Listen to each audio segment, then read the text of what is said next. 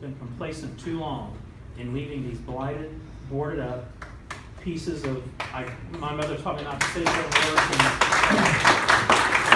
I think it shows a commitment on the part of the city to the county, and it shows a commitment to our part on the community, to the city, that we're serious about this. Monday night, the City Council voted on creating a land bank to take and demolish vacant and blighted houses. The proposal came 5 years after the who owns that project began pointing out the vacant houses and the issues they create in our city.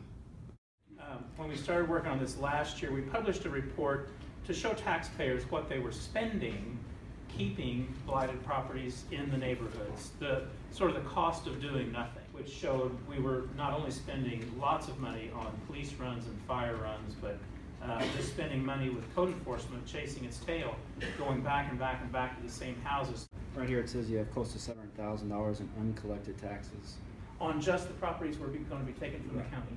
Is there a rough estimate on, like, taking care of the grass, police runs, estimate on the kinds of costs that have accumulated with that in 1 year? Properties that are being targeted with this first budget, our department billed $56,000 worth of liens for weeds and trash for last year on these properties. So that's just 1 year for just this one small group. And first, let me say that I think this is a wonderful program, but I worry about the fact that 11% of this budget is coming for administrative costs, and it's being funded by Riverboat Fund. That's supposed to be spent only on capital projects. you have to be able to administer a program like this. This sets a precedent, and it is not a capital expense out of Riverboat as far as I see it. And we just have to agree. And I apologize to you, I'm gonna have to vote against this because of that. It's a bad precedent. I'm interested to talk to you about the concern on riverboat use.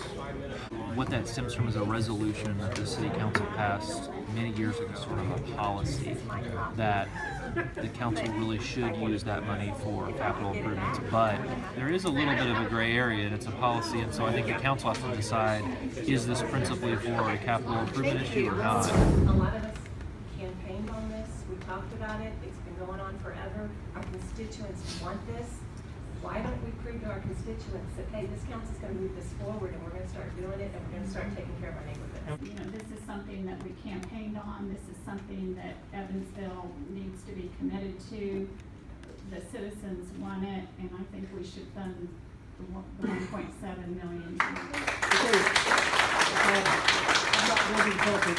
All those in favor of ordinance F 2016-10, please signify by saying aye. Aye. All those opposed? Nay. Will show that it passes 8-1.